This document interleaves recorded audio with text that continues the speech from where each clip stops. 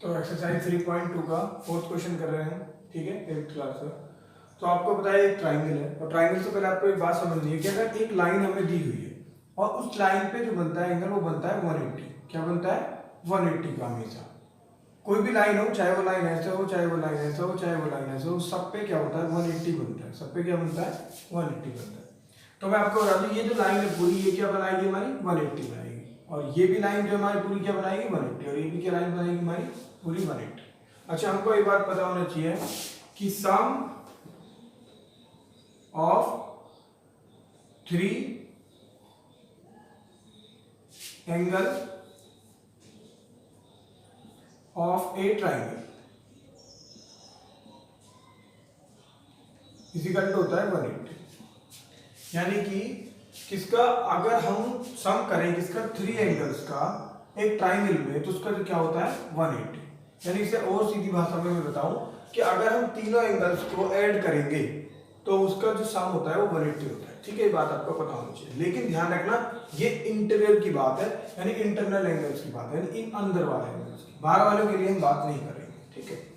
तो पहले हमें अंदर वाले एंगल्स के लिए मैं यहाँ लिख लेता हूँ ट्राइंगल। ये ट्राइंगल का साइन है भाई, ट्राइंगल ए, यहाँ पे नाम रख लेता हूँ बी, और यहाँ पे रख लेता हूँ सी।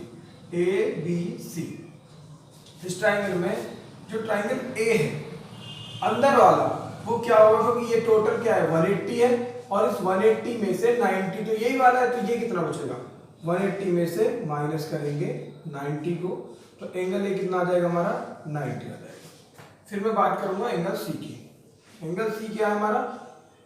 180 में से 150 को माइनस करेंगे तो एंगल सी कितना आ जाएगा हमारा? 130। क्यों करेंगे? क्योंकि टोटल क्या होता है? 180, और इसमें 150 ये वाला ही, और हमको चाहिए कौन सा? ये वाला, ठीक है। तो एंगल सी की वैल्यू, एंगल भी हमको नहीं पता है, एंगल भी हमको नहीं पता है, तो उसके लिए हम फॉर्मूला लगाएंगे। क्या लगाएंगे? फॉर्मूला क्या होता है कि एंगल ए, एंगल बी और angle C is equal to क्या होगा? 180। एंगल ए की जगह पे कितना? 90, बी की जगह पे कितना हमको नहीं पता है, सी की जगह पे कितना? 30 इज इक्वल टू 180। 90 और 30 कितना हो गए हमारे?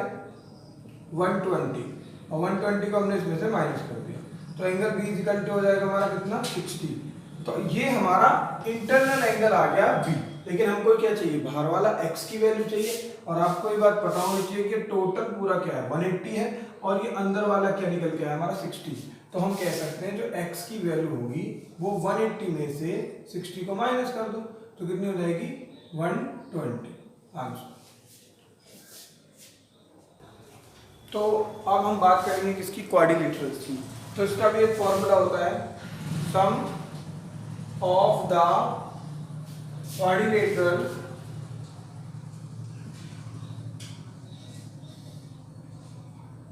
सम of the quadrilateral, sum of the कितने एंगल से? इसमें 1 2 3 4, sum of the 4 angles of a quadrilateral.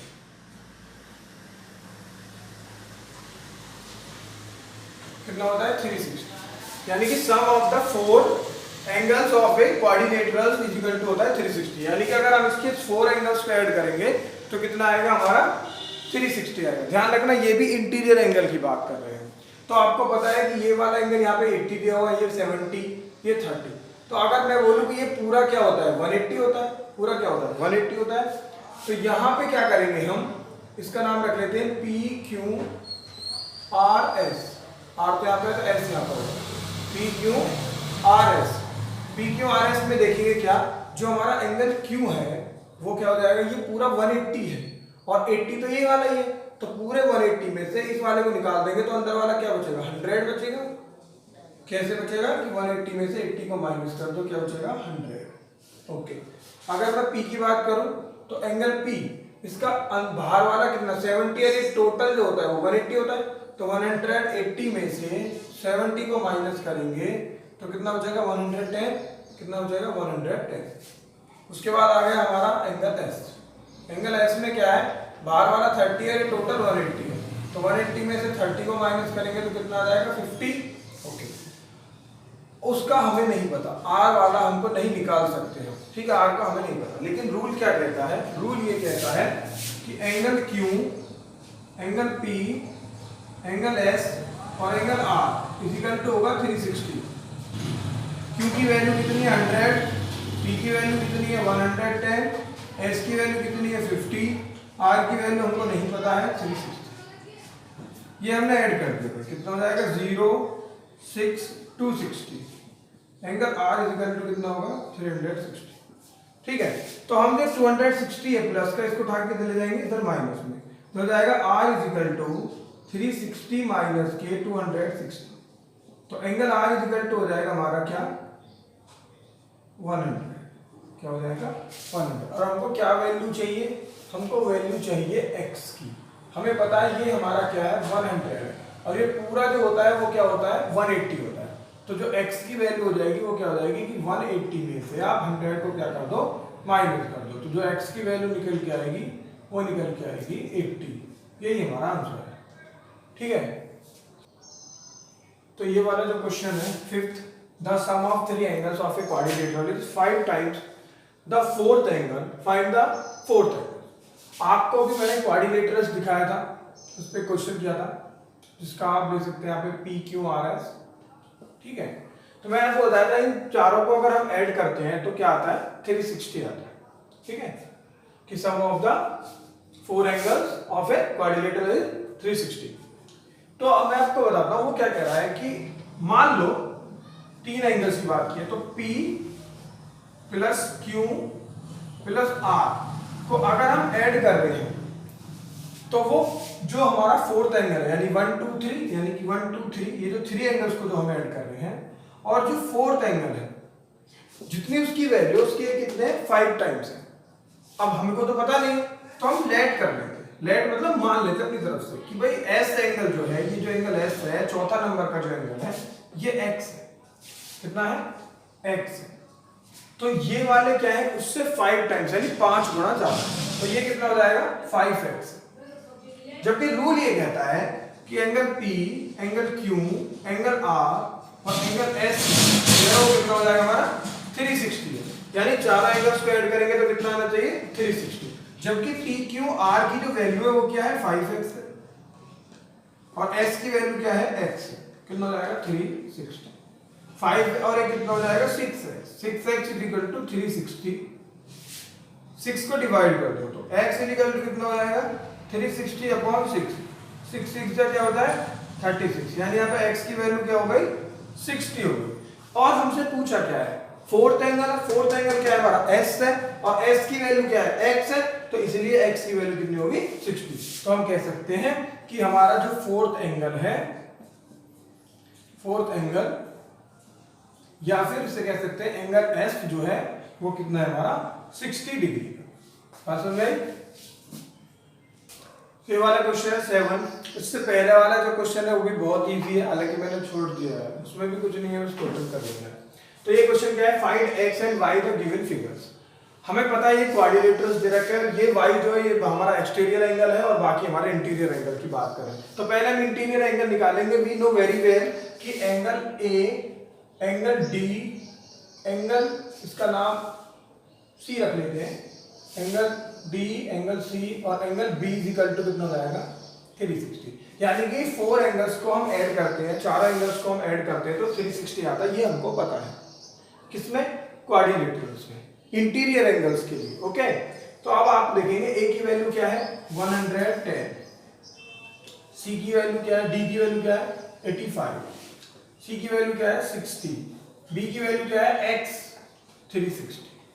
Okay, इनको तीनों को ऐड करते हैं तो 0 5 0 क्या हो गया 5 हो गया, 6 7 15 हो गया, कैरी 1 हो गया 2 हो गया, 225 x इक्वल टू 360।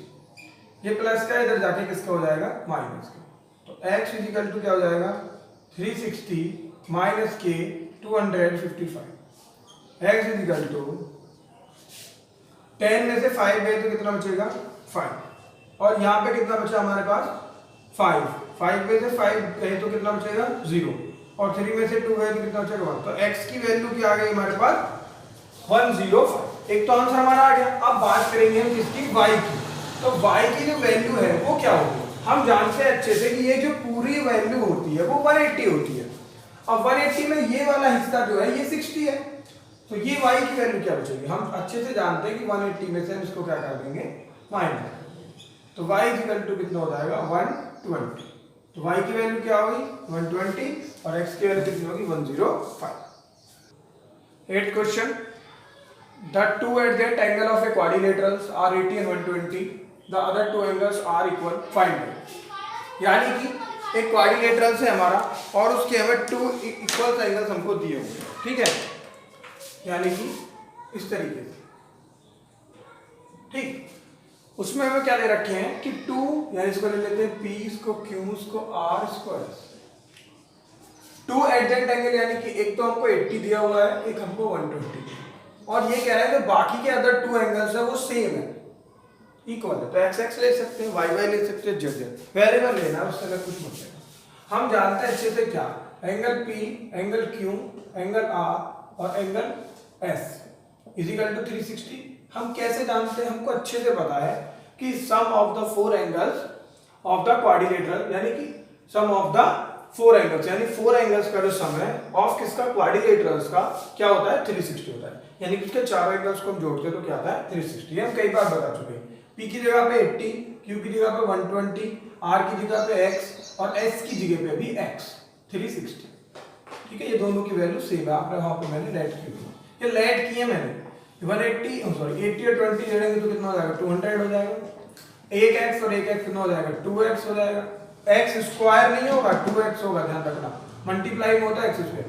200 प्लस में इधर आके किसमें हो जाएगा, माइनस में हो जाएगा, किसमें हो जाएगा, प्लस की चीजें इक्वल टू से इधर आके किसमें हो जाती है, माइनस में हो जाती है। 2x इक्वल टू 300 में से 200 जाएगा, कितना हो जाएगा 100, और इसे डिवाइड करेंगे तो मल्टीप्लाई में इधर आके डिवाइड में होगा, डिवाइड का मतलब अपॉन होता है, कितना हो जाएगा 50। तो इसका मतलब ये वाली वैल्यू भी क्या होगी हमारी 50 और ये वैल्यू भी हमारी क्या होगी 50। तो अगर आप फाइंड द वैल्यू उन वाले एंगल्स को निकालिए तो हम कह सकते हैं कि एंगल S जो है हमारा वो क्या है 50 हो गया, और एंगल हमारा R जो है वो भी हमारा क्या हो गया 50। अब ध्यान रखिए, रुक जाइए, ये क्वेश्चन हो गया हमारा पूरा। अब 9 क्वेश्चन जो है वो आप देख लेना, बुक में लिखा हुआ है। 9 क्वेश्चन में क्या कह रहा है